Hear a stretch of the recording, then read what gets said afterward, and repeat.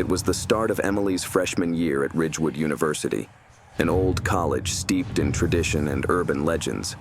The dormitory she was assigned to, Hawthorne Hall, was one of the oldest on campus. The building creaked with age, and the air inside smelled faintly of mildew and memories. Emily had arrived late, her suitcase dragging behind her as she climbed the narrow staircase to the third floor. Her dorm room, 3B, was already half occupied when she opened the door. A neatly made bed stood on the left side, adorned with a vintage quilt.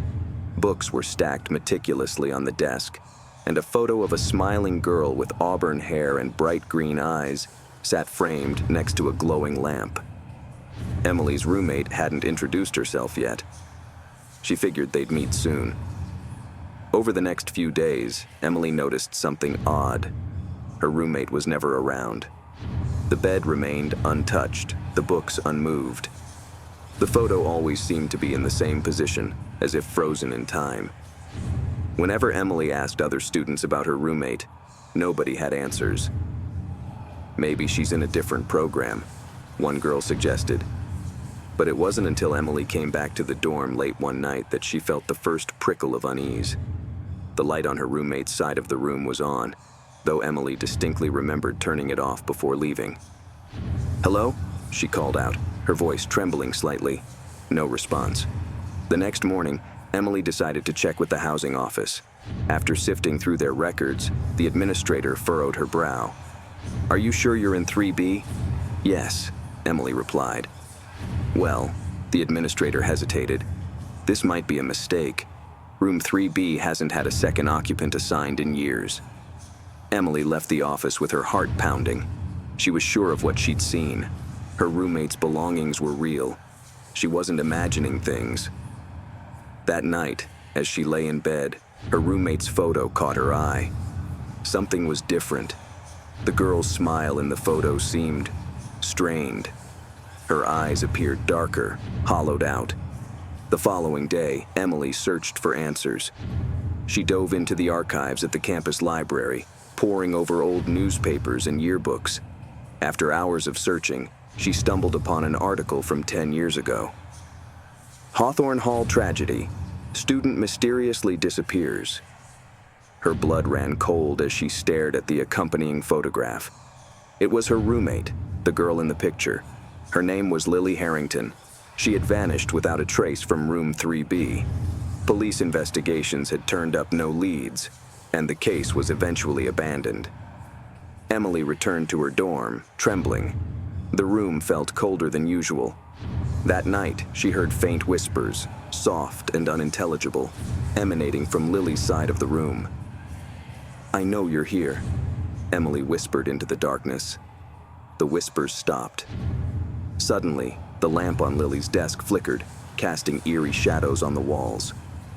The photo frame fell face down onto the desk, and a single book slid off the shelf. Emily picked it up, her hands shaking. It was a diary. The last entry read, "He won't stop watching me. I feel him even when I'm alone. If anyone finds this, please don't let him take you too." A chilling draft swept through the room, extinguishing the light. Emily's heart raced as she saw a figure in the corner, a shadowy silhouette that seemed to melt into the darkness. It wasn't Lily. It was something else. Over the next few days, Emily couldn't sleep. She moved out of 3B and transferred to a different dorm, but the memories haunted her. Late at night, she sometimes felt a cold presence, as if Lily's warning had followed her. Room 3B remained vacant for the rest of the semester. But if you asked anyone passing by late at night, they'd tell you the same thing.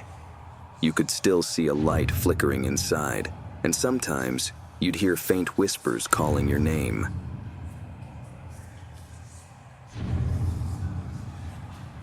Ravenswood University had a reputation for its grueling academic standards, but no class struck fear into students like Professor Aldridge's Philosophy 401. Legend had it that Aldridge, a brilliant but eccentric scholar, had died under mysterious circumstances during a lecture decades ago. Since then, his classroom in Dunmore Hall had been sealed off, abandoned. until now. When the department reopened the hall for renovations, they discovered Professor Aldridge's handwritten notes for an exam titled The Ultimate Test. As an academic tribute, Professor Carlisle, Aldridge's former assistant, decided to recreate the exam for her top students as a special challenge. It was meant to be a game. It became a nightmare. The 6 students selected for the challenge gathered in the dimly lit lecture hall late one evening. Among them were Noah, the campus valedictorian hopeful; Jess, an overachieving perfectionist; Luis, a skeptic who thought philosophy was pointless; Ava, the quiet but brilliant artist; Serena, the confident debate team captain; and Mark, a football player who barely scraped by in his classes. Professor Carlisle greeted them with an unsettling smile. Tonight, you'll face the ultimate test of logic, morality, and survival. You cannot leave until the exam is complete. Good luck. The heavy oak doors slammed shut, and an eerie silence fell. On each desk was an old-fashioned exam booklet. The first question appeared innocuous. If a train is headed toward 5 people tied to the tracks, and you can pull a lever to divert it to one person on another track, what do you do? The students scribbled their answers, exchanging nervous glances. Suddenly, the lights flickered. A chilling voice echoed through the room. "Welcome to the final exam." It wasn't Carlisle's voice. It was deeper, colder, and unmistakably male. The students froze as the blackboard lit up with a countdown, 59:59. "If you fail to complete the exam in time," the voice continued, "you will fail, permanently." The room shifted. Desks scraped across the floor as the walls seemed to close in. Jess screamed as a desk pinched her leg. "Question 2, the voice boomed. "In a lifeboat with limited supplies, one person must be sacrificed for the others to survive. Who do you choose?" A holographic screen appeared, displaying each student's face. "I'm not answering this," Luis said, throwing his pen down. Noah grabbed him by the shoulder. "Don't be stupid. If we don't answer, we'll fail." Luis scoffed, but his bravado faltered as the countdown ticked closer to 0. Reluctantly, they wrote their answers. Then the real horror began. Ava let out a strangled gasp as Mark collapsed, convulsing on the floor. His desk glowed with a pulsating red light, and his test booklet was blank. "He didn't answer!" Jess shouted. The voice returned, emotionless. "Failure to comply results in elimination." Mark's body vanished as if it had been erased from existence. The questions grew darker and more personal. Reveal your greatest secret, or face the consequences. The students hesitated, but Noah broke first. "I cheated on the admissions test," he admitted, his voice cracking. The holographic display flashed green for him. One by one, they confessed their sins. Ava had plagiarized a painting. Jess sabotaged a rival student. Serena lied on her scholarship application. Luis admitted to hacking the school's grading system. By now, the students were shaking, the tension suffocating. As the clock ticked below 15 minutes, the voice delivered the final question. "To escape, one of you must stay behind. Decide." Chaos erupted. "I'm not staying!" Jess screamed, backing away from the group. "You've been gunning for this scholarship more than anyone," Serena snapped. "You should be the one to stay." "No, it's Luis!" Noah shouted. "He doesn't even care about philosophy!" Luis grabbed a chair, brandishing it defensively. "Come near me, and I'll—" The countdown hit 5 minutes. The walls began to close in, the air growing thin. Ava, silent until now, stood up. "I'll stay," she said softly. "No," Jess cried, but Ava smiled faintly. "I don't think any of us are meant to leave. This isn't about passing or failing. It's a punishment for us all." The voice hummed approvingly. "An interesting conclusion, Ava." She walked to the podium as the countdown reached 0.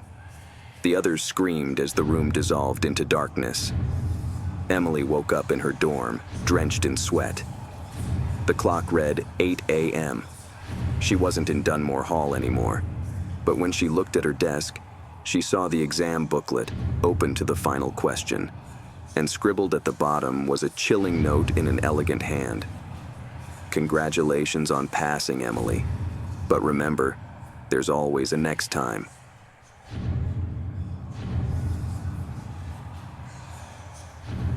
Ravenwood University's library, Penrose Hall, was an architectural marvel. A Gothic structure with towering stained glass windows, labyrinthine bookshelves, and the kind of unsettling quiet that made every sound echo unnervingly. Sophomore Megan had always loved the library's eerie stillness, especially during late-night study sessions. The campus legend about students disappearing after visiting the library past midnight was just that, a legend. Or so she thought. It was finals week, and Megan had no choice but to pull an all-nighter. She found her usual spot in the corner of the third floor, surrounded by books on ancient literature. At 11:45 p.m., she was the only one left on the floor. Or so it seemed. The first whisper was faint, almost like a breeze brushing against her ear. Megan. She froze, her highlighter mid-stroke. Turning slowly, she scanned the rows of bookshelves. Nothing. Shaking her head, she muttered, "Get a grip, Megan. You're sleep-deprived." She buried herself in her textbook, but then it came again, this time louder. "Megan, help me." She bolted upright, her heart pounding. The voice sounded like it was coming from behind her. She turned to see an old, dusty book sticking out slightly from the shelf, as if it had been pushed forward. Against her better judgment, Megan approached the shelf. The book's leather cover was cracked and faded, its title unreadable. As she opened it, a chill ran down her spine. Inside were handwritten pages, notes, diary entries, and scribbled poetry. On the inside cover, a name was scrawled, Eleanor Price. Megan's heart sank. Eleanor Price had been a student who vanished 10 years ago. Her disappearance was one of the many tied to Penrose Hall. The whisper came again, softer this time. Megan read it. Despite her fear, she flipped through the pages. The entries were increasingly frantic. "I hear them. They're calling me from the shelves. They want me to stay. They don't let anyone leave. If you're reading this, don't look behind you." Megan's breath hitched. She resisted the urge to turn around. The silence behind her felt heavy, pressing against her back. Suddenly, the lights flickered. The whispers grew louder, overlapping and chaotic, as if dozens of voices were vying for her attention. "Megan, Megan, stay with us." She slammed the book shut, but the voices didn't stop. Panicking, she ran toward the stairwell, clutching the book. As she descended, the shadows between the shelves seemed to shift, reaching for her. By the time Megan reached the main floor, the whispers had stopped.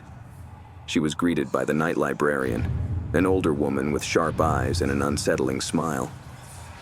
"Everything okay, dear?" the librarian asked. I found this," Megan stammered, holding out the book. The librarian's face darkened. "Where did you get that?" "The third floor. It was sticking out of the shelf."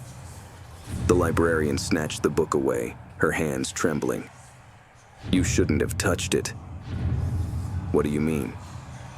The librarian hesitated, then sighed.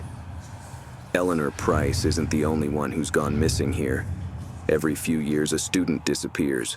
Always the same pattern. They hear whispers, find a book, and then vanish. The books are all that remain." Megan felt a lump rise in her throat. Why hasn't anyone done anything about it? The librarian's expression was grim. "Because those who try don't come back. And now that you've heard them..." She trailed off, her eyes darting toward the darkened staircase. Megan turned to look and felt her blood run cold. A shadow stood at the top of the stairs, its outline vaguely human, but shifting like smoke. "You need to leave," the librarian hissed. Megan didn't need to be told twice. She sprinted out of the library, the cold night air hitting her like a slap. The next morning, Megan returned to the library with a group of friends, determined to prove what she'd experienced. But when they reached the third floor, the book was gone.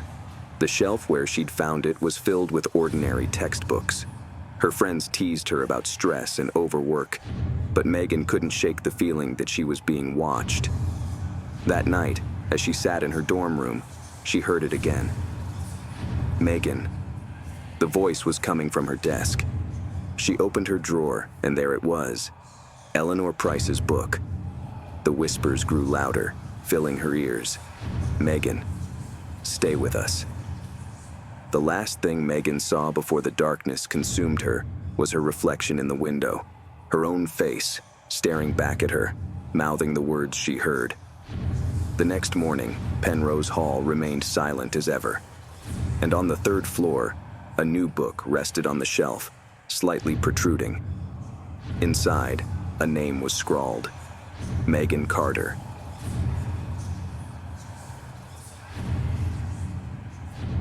On the Sigma Epsilon fraternity's initiation night, 6 pledges stood shivering in the cold before the infamous Hunter House. A towering relic of Gothic architecture, the house was more shadow than structure, with gnarled ivy climbing its cracked stone walls. It stood on the edge of campus like a sentinel of malevolence. Travis, the fraternity president, addressed the pledges with a smirk. Welcome to the final test of your brotherhood. Spend one night here, and you're in. Simple as that. The pledges exchanged uneasy glances. Rumors about the house ran rampant on campus. Whispered tales of people who had entered but never left. Of faint screams heard on moonless nights. What's the catch? Danny, the boldest of the group, asked. No catch, Travis replied smoothly, flipping a large iron key in his hand. Just tradition. Every Sigma brother has done it. He dangled the key over the threshold, then dropped it into Chris's trembling palm. You lock yourselves in. We'll see you at sunrise. The door creaked open, revealing a yawning darkness. Good luck, Travis said with a grin before shutting the door behind them. The sound of the lock clicking was like a guillotine dropping.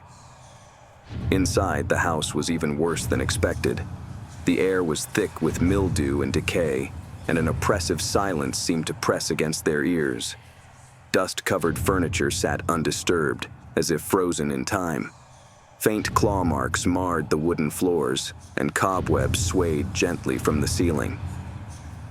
We'll be fine, Danny said, trying to mask his unease. He dropped his duffel bag onto a decrepit couch. Just keep your head straight, and don't let these Sigma guys psych us out. The group decided to explore the house. Chris, the most cautious, hung back, his flashlight darting nervously over the walls. Elena, the lone female pledge and a skeptic of anything supernatural, took the lead. You're all jumping at shadows, she said. This is just an old house, nothing more. But as they walked through the narrow hallways, the house seemed to breathe.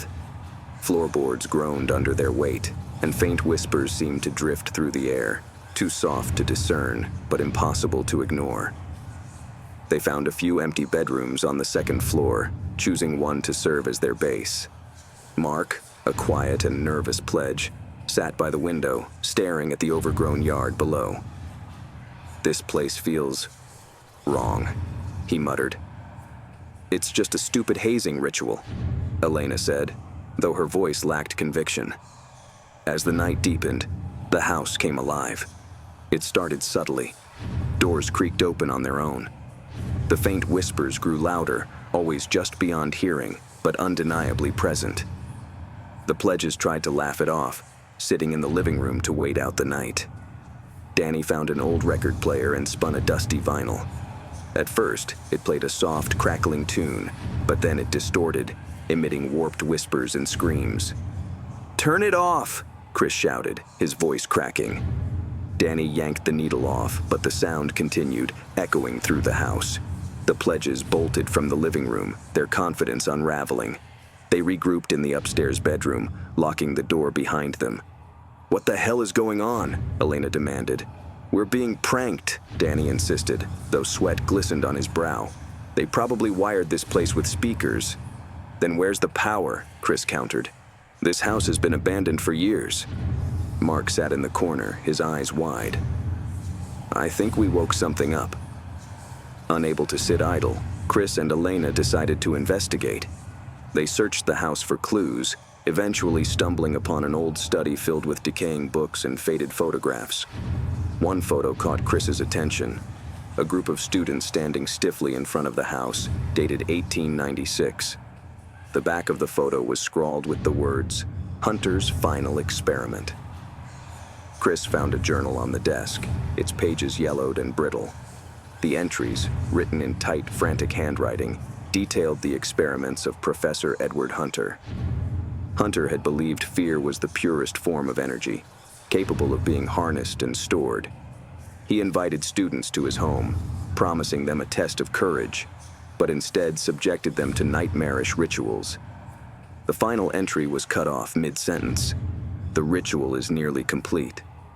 I feel the house responding, awakening to their terror. Soon it will..." Chris slammed the book shut, his hands trembling. Returning to the bedroom, Chris and Elena found the door open and empty. Their friends were gone. "Where are they?" Elena whispered. Faint screams echoed from the basement. Against their better judgment, they followed the sound, descending the creaking stairs into the pitch-black cellar. The basement was a chamber of horrors. Rusted chains dangled from the walls, and dark stains marred the floor. Mark was there, standing in the center of the room, his face pale and his eyes hollow. "Mark?" Chris called hesitantly. Mark turned slowly, his lips moving soundlessly. Suddenly, he lunged at them, his strength unnatural. They wrestled him to the ground, but he fought like a man possessed. "Elena, the journal!" Chris shouted. She flipped through the pages, finding a passage about severing the house's grip. The ritual required them to face their deepest fears. "What does that mean?" she demanded. But before Chris could respond, the room shifted. The basement dissolved around them, replaced by twisted, surreal landscapes drawn from their nightmares. Chris found himself in his childhood bedroom, staring at his reflection in a mirror. But the reflection grinned wickedly and began clawing its way out of the glass. Elena was trapped in a dark forest, chased by shadowy figures whose faces she recognized. Her deceased parents, accusing her of abandoning them. Their screams echoed through the house, feeding its malevolent energy. But as Chris faced the reflection and refused to give in to fear, the illusion cracked. "Elena!" he shouted, his voice cutting through the darkness. "It's not real. Don't let it win." Elena stopped running, turning to face the figures. They dissolved into mist, and the two pledges found themselves back in the basement. Chris recited the ritual from the journal, his voice steady despite the growing cacophony of whispers and screams. The house trembled violently, its walls cracking and bleeding shadow. The air grew suffocating, and a towering figure materialized. Professor Hunter, his face twisted with rage. "You cannot destroy what I have built!" Hunter bellowed. Elena grabbed an iron candlestick and swung it at the figure, her defiance echoing in the room. The shadows recoiled, and Chris finished the incantation. The house let out an unearthly shriek, collapsing inward. Chris and Elena stumbled out just as the first rays of dawn broke over the horizon. Travis and the other brothers were waiting, their faces pale as Chris and Elena emerged, bloodied and exhausted. "You survived," Travis said, his tone more surprised than congratulatory. "What the hell is wrong with you?" Elena demanded. Travis sighed. "It's tradition. The house. It chooses who joins the Brotherhood. Those who don't survive, well, they become part of it." Chris stared at him in disbelief. "You knew? You knew what would happen?" Travis's only response was a chilling smile.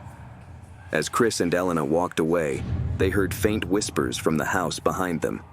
And though they were free, They both knew the house had marked them forever,